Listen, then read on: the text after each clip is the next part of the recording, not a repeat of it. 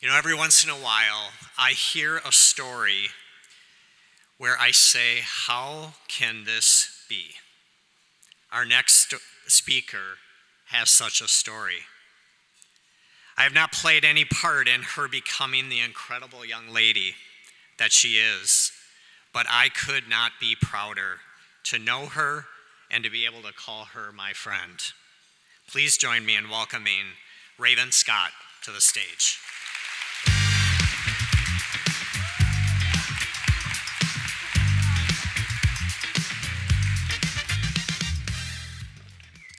First of all, I just want to say that's dishonest.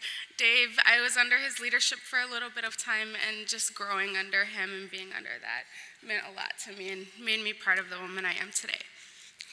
But good evening. As you already heard, my name is Ravin.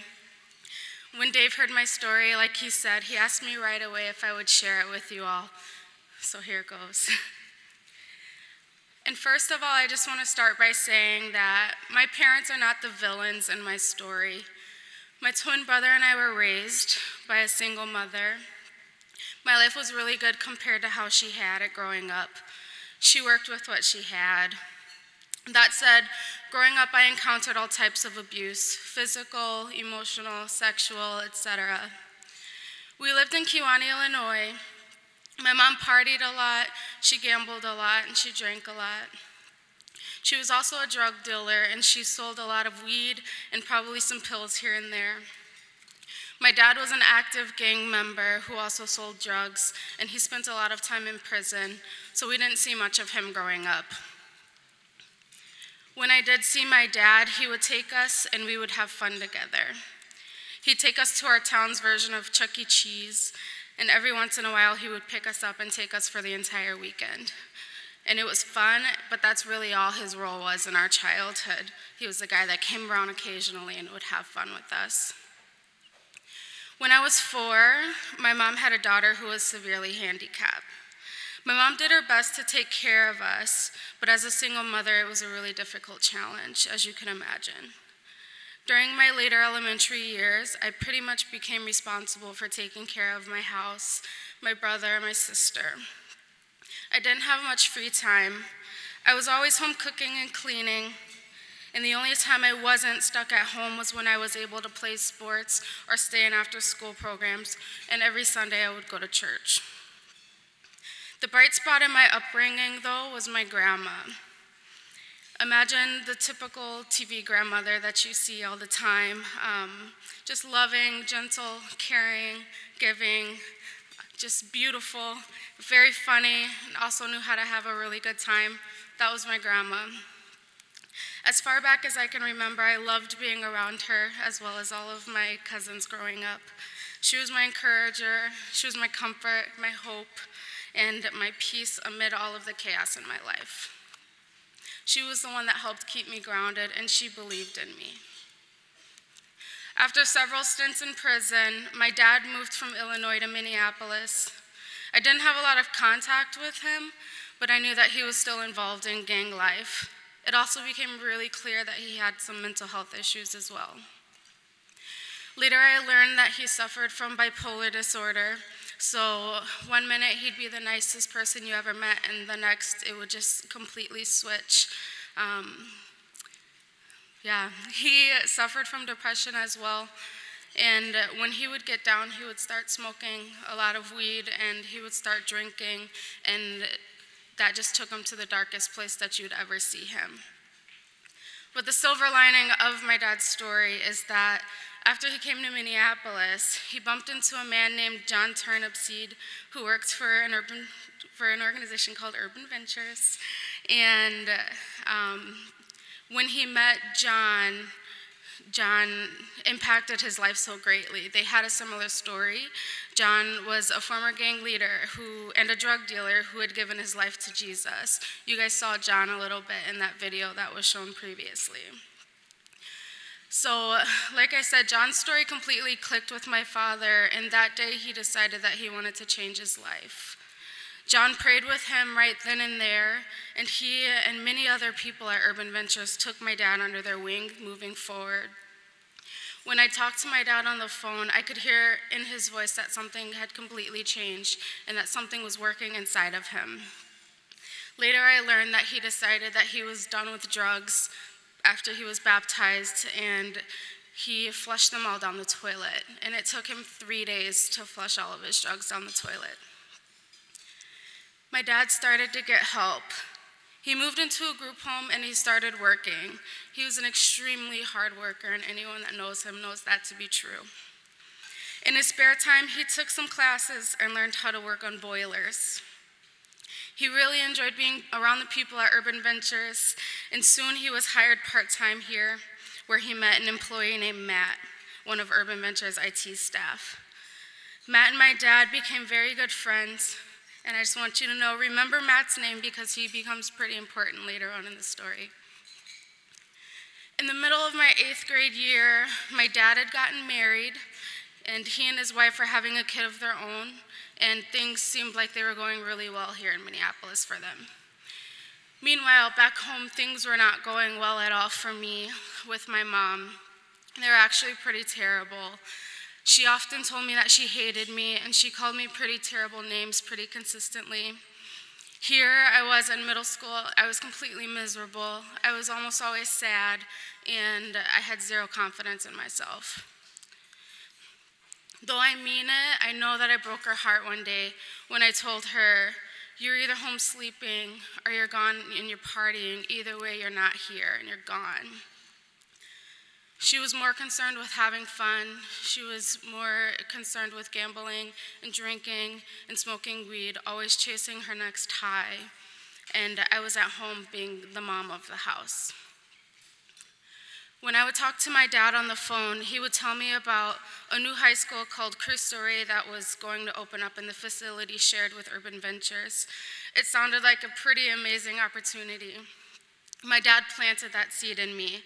He kept telling me that I could be a success if I had the chance to attend a great school and live in Minneapolis with him. I was nervous about living in a new city, but my desire for an education took hold of me. I desperately wanted to leave my mom's. I wanted to be a kid, I wanted freedom, and I wanted a great education. I didn't really know anything about Minneapolis, and frankly, I didn't even know much about my dad, but I knew that I wanted to go to that school. Maybe I was a little crazy, but I kept dreaming about Minneapolis and having a life here. Little did I know, my dad took me serious, and he began working on the process of getting my twin and I here. And one day, in the middle of 8th grade, papers showed up at in my mom's mailbox for sole custody of my twin and I, which is a miracle of God because he's a convicted felon.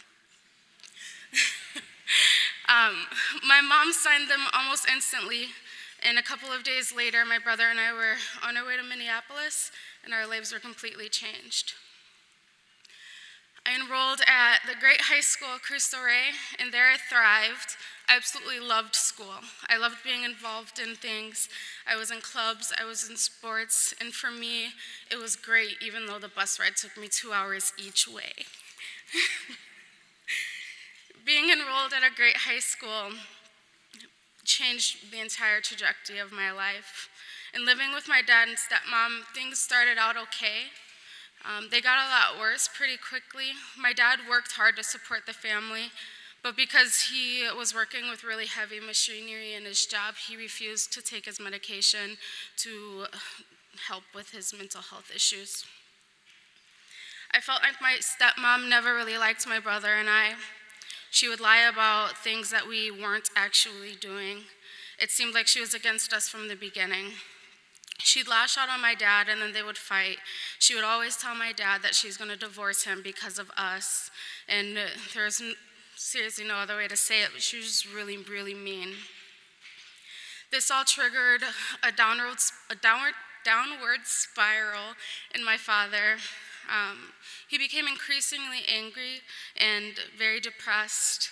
He started beating my brother, and one time there was a particularly terrible fight, and I was sick of witnessing my twin being abused, so I tried to break up the fight, but my dad smacked me down to the ground, So I knew I had to leave, so I ran to my neighbor's house and called the cops with them, and my dad fled the scene, but he was arrested. And as soon as we got back to school that Monday, Child Protective Services became involved, and pretty soon there was a no contact order served to my father, and my brother and I were back on our way to Illinois on a bus. My mom was homeless at that point, and I obviously didn't want to live with her, so I spent time living with a few different extended family members during that time home. Eventually, I wound up at my aunt and uncle's house, and I lived with them for a month, and during that month, I witnessed their faith in action. I witnessed what God was doing in their family and in their life, and I wanted a piece of that. I wanted that in my life. So during that month, I got saved. And we probably all know, but it's just funny how God can provide such certainty in such uncertain situations. Meanwhile, thank you. Meanwhile, back in Minnesota, my dad had called Matt and admitted that he needed help. And so remember, I said Matt was pretty important in this story. My dad knew that I had what it takes to succeed in school, but he also knew that he wasn't able to provide that support to me as a parent. So by the grace, he asked Matt and Kim if they would become my parents. Kim is obviously Matt's wife, sorry. And if I agreed with them, they said that I can live with them. I agreed almost immediately, even though I barely knew Matt and I had never met Kim. Moving in with Matt and Kim, I have to admit I was ridiculously terrified. They never told me this, but I assume that they were pretty nervous as well. They'd never had a kid, but they were absolutely awesome. Almost instantly, I felt loved, I felt valued, I felt cared for. And this is off script, but I think it's God. I relate to them in completely different ways, but exactly what my personality is, and that's all God.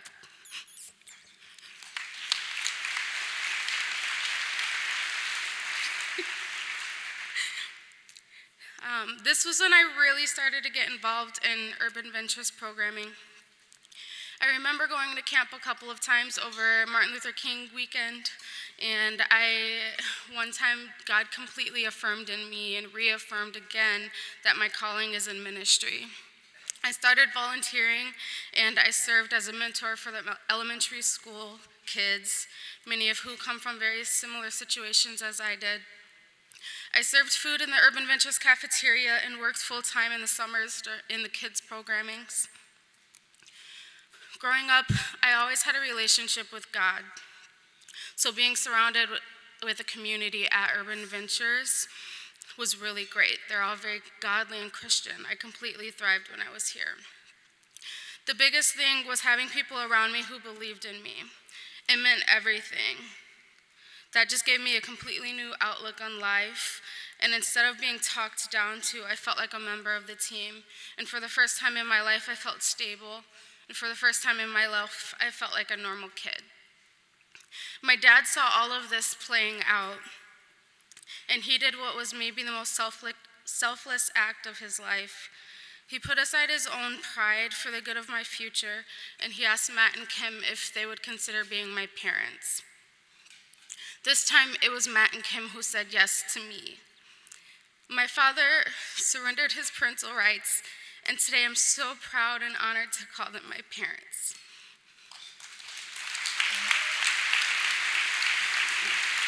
Thank you. They're over there. Belonging to a stable, loving family allowed me to dream big again, and things started to get better with my dad. We started from scratch, rebuilding our relationship. He came over every Sunday to our house, and we would have pizza nights. But at the same time, it was very clear that Matt was my dad. My biological dad was at peace with that. The relationship with my dad and I became completely different. It was almost unrecognizable the second that he surrendered his parental rights. It was a weight lifted off of his shoulder and a burden taken away from me and him. We became best friends, and I came to love him in a completely different way. While I was living with Matt and Kim, I would call my grandma every Sunday. Our conversations were very simple, but it was really good to reconnect and just catch up with her. She was very happy for the direction my life was going. She was still my encourager, she was still my comfort, she was still my peace, and she was proud that I kept doing really well in school. I knew I wanted to go to college, so senior year I applied to 5 schools. I got accepted to all of them, and I got full rides to 2 of them.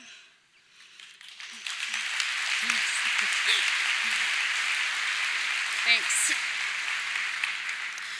Ultimately, I chose St. Ben's, and on campus at St. Ben's, I felt like I finally made it. I was able to experience the normal freshman activities, making friends, digging into my classes, goofing around, and my call to ministry throughout that time was just getting stronger and stronger.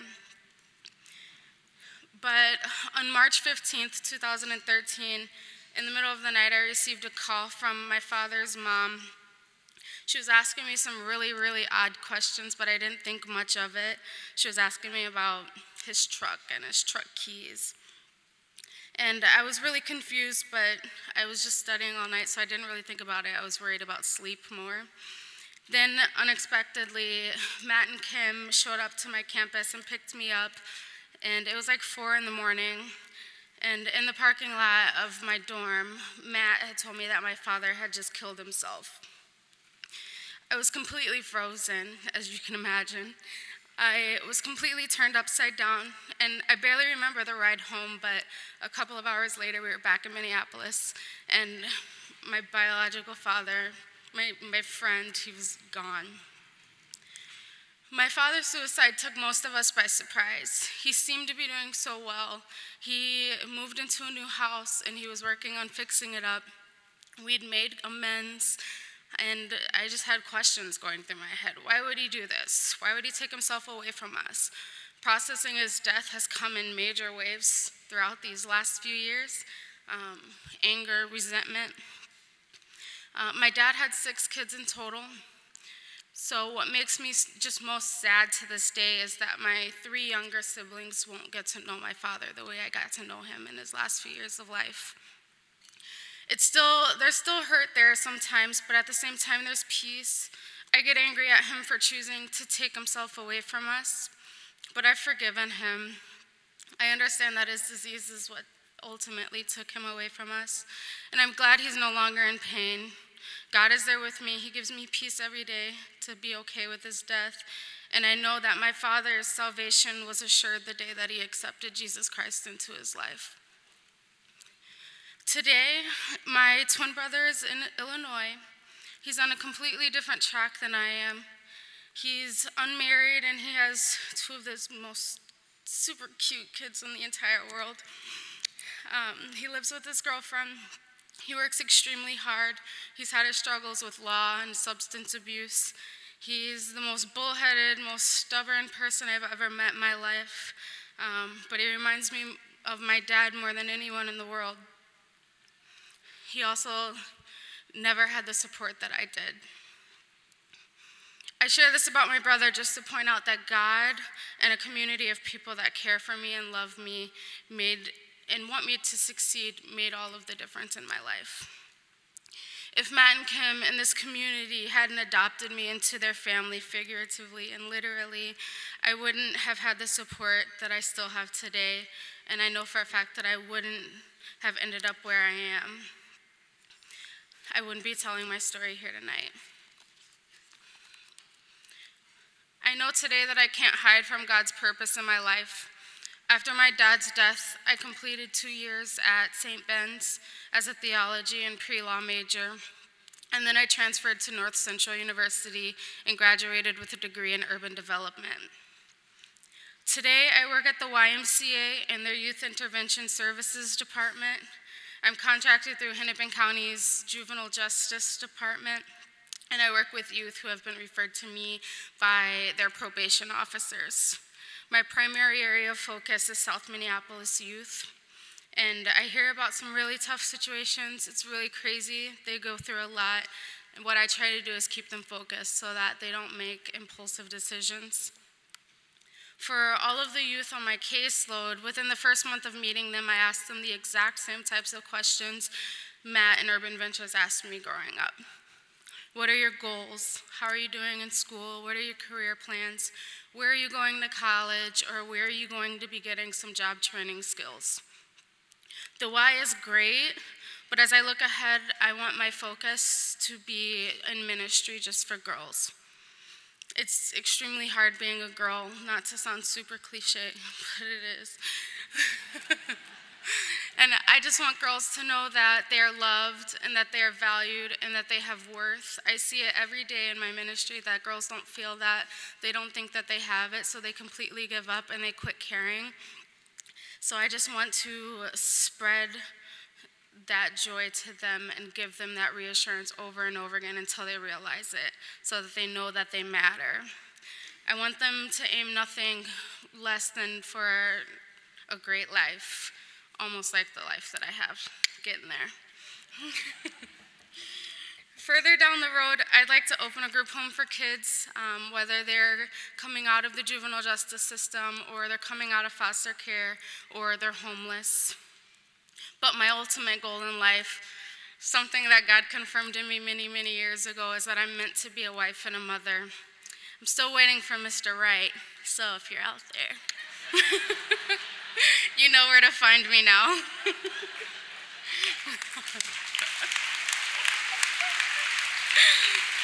Thanks.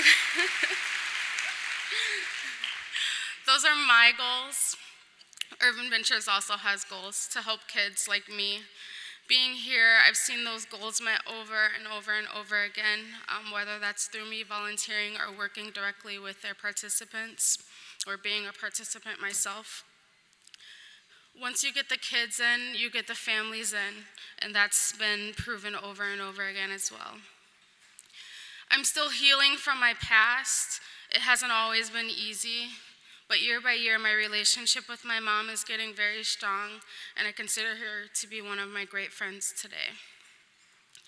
The more I do for others, the more God shows me the purpose He has for me, even with what I've been through. To be here today, to be able to share my story with you, it's a calling I'm trying not to shy away from anymore. Part of me still thinks that I need to hide who I am, that I need to be embarrassed of who I am and where I've come from. But that's eventually, I'm like, you know what, I have to stand up. God brought me through my story for a reason. Earlier, I mentioned the role my grandma plays in my life.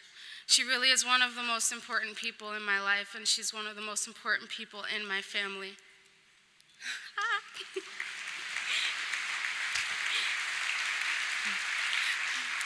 She believed in me just like a lot of people in the room have believed in me. I always thought of my grandma as my angel. I believe that God has sent her here to be my angel, and soon she actually will be a real angel in heaven. Last week we moved her to hospice care. I will be traveling back to Illinois to be with her, and I know it's going to be really difficult, but I also know that I have huge support and I have God on my side, so I'm going to be able to get through it. My grandma always ends every conversation by saying, "God bless you." She's done it my entire life. And so today I'm going to end my conversation with you guys by saying, God bless you too. Thank you.